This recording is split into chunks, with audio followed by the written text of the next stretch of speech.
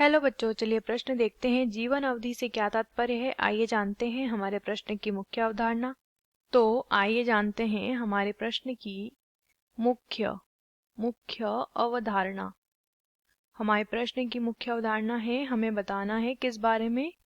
जीवन, ठीक से लिख लेंगे, किस बारे में बताना है। जीवन अवधि।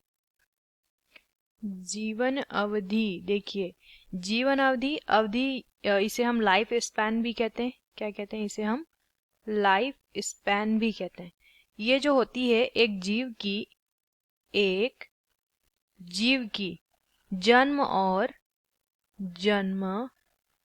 और मृत्यु के बीच का जो पूरा समय होता है, इस समय को ही क्या कहा जाता है? जीवन अवधि कहा जाता है। ठीक है। और प्रत्येक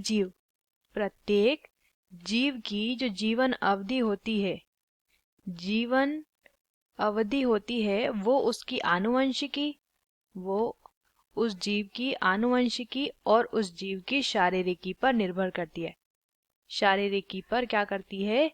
निर्भर करती है। जितना व्यक्ति आनुवंशिक रूप से और शारीरिक रूप से स्वस्थ होगा, उसकी जीवन अवधि उतनी ही ज्यादा होगी। और इसी तरीके से वो यदि रोगी है या फिर उसकी आनुवंशिकी में कोई समस्या है, तो जल्दी ही उसकी मृत्यु हो जाएगी और उसकी जीवन अवधि जो है क्या होगा?